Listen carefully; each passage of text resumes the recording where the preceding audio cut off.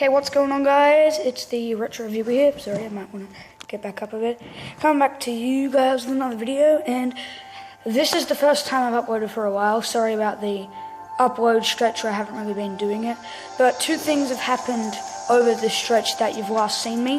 One, if you just take a quick look here, my house has been destroyed and I'm living up here, which some of my close followers would probably know. Two, I got a haircut, but that's not really important. But three, I got tons more retro games.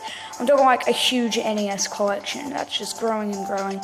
And some of the games I got for cheap, and once I show you some of these recent retro pickups, which this is another episode of recent retro pickups, as you can see by the title down below, I'm going to be telling you guys just a little bonus video just to make up for my lack of uploading over the past couple of weeks.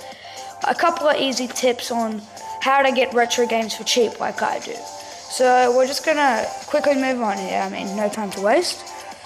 Just a couple days ago, I picked up Mario Kart Super Circuit for the Game Boy Advance. And basically, it's really good. The save file I got actually had star gold trophy on every cup in every CC difficulty. So that's pretty cool. Complete cartridge for 20 bucks. I got this guy for 20 bucks. And it's a pretty enjoyable game, and if I had a link cable, I would definitely play it with a friend. So that's the only Game Boy Advance game out of the way. Now to move on, there's just a massive pile of NES games near me. Better start with a good classic, and by classic I mean Super Mario Brothers. As you can see, I got this for 10 bucks. That's really good. The cartridge is a bit, I'm not sure if you guys can hear that, but it's rattling. But it works perfectly fine. The multiplayer is great fun. And it's just an all-around great game. You really can't go wrong with Mario, and it came with a case. Moving on to the next game, which is considered one of the hardest video games of all time. You guys probably know what it is. Battletoads by Rare. It's just an original Rare game, and there's actually another Rare game on this list. Two, actually. And Battletoads was like the game that sort of set Rareware on that good path, in my opinion. I got this guy for 50 bucks, and it came with a special Nintendo case. Yeah. But basically, Battletoads is a great game. I can't get past the Turbo Tunnel. Hey, how about you guys comment down below tips for the Turbo Tunnel? But that's Battletoads. And moving on to another really hard NES game, Teenage Mutant Ninja Turtles by Falcon. So this isn't the arcade one, this is the normal one. And basically, it was one where you could either be one of the four turtles and you could switch around. And basically you had to go through the sewers, try and avoid these one-shot things on the surface. It's a really hard game. Angry Video Game Nerd did a video on it. And I got this guy for 20 bucks with the case, the Nintendo case. But still more games. This is like the NES haul.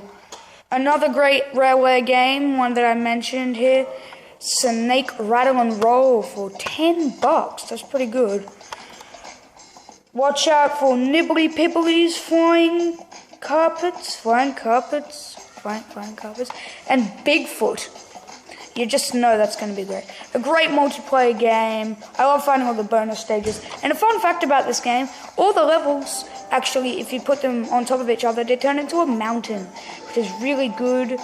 1989, I believe. And I definitely love the top level for this game. Very creative. I like the colors. It's a great two-player game. But now, moving on to one of my favorite games of all time that has started a new series with a new game coming out in 2018. The original Mega Man. Got this guy for 35 bucks, and this is the PAL state-of-the-art graphics. And basically, it's great. The Mega Man on the front cover is much better than the US Mega Man on the cover. That thing's ugly. But, it's a tough game. Not as tough as things like Battletoads and Ninja Turtles, but it's a really great, enjoyable game, and Wily Stage 1 to 4, I think, or 3. They're pretty tough, and if you don't know what you're doing, Mega Man's a tough game, but I've been playing it for a while, and I definitely like it. So $35 is not bad for Mega Man. And now, I believe, is this the final one? Yeah, this is the final one. Moving on to the final game. I believe this one was published by Ray. Just give me a minute. Alright, now it's Milton Bradley. Sorry about that. You guys probably know what it is. It is Mob Madness. And Mob Madness is a great game. I mean,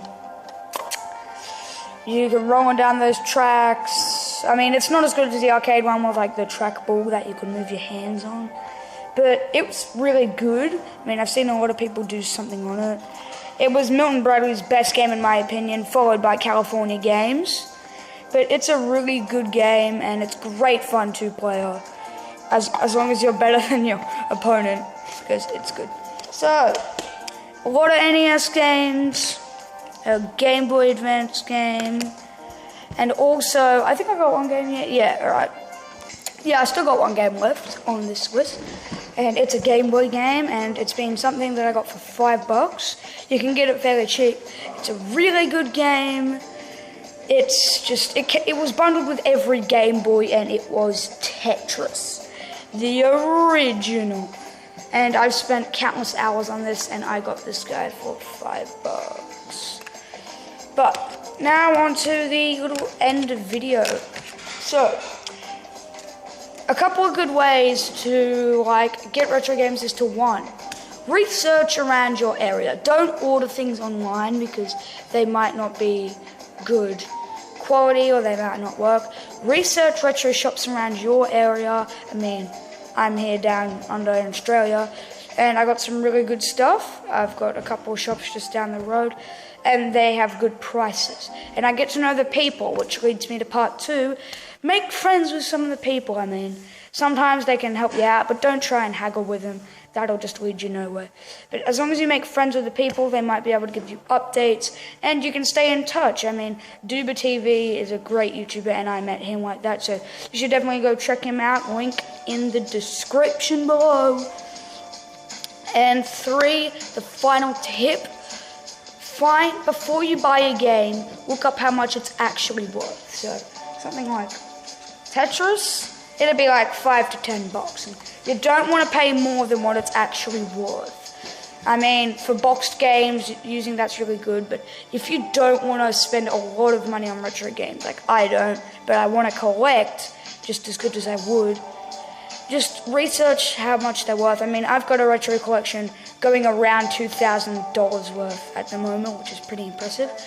But that's going to lead me to the end of today's video. There should be more videos where the place is looking a lot cleaner. So, thank you guys for watching. Keep on collecting. Comment down below some Battletoads tips because I'm a bit of a noob at it. So, shout out to TV, subscribe to him. See you all in the next video. Bye!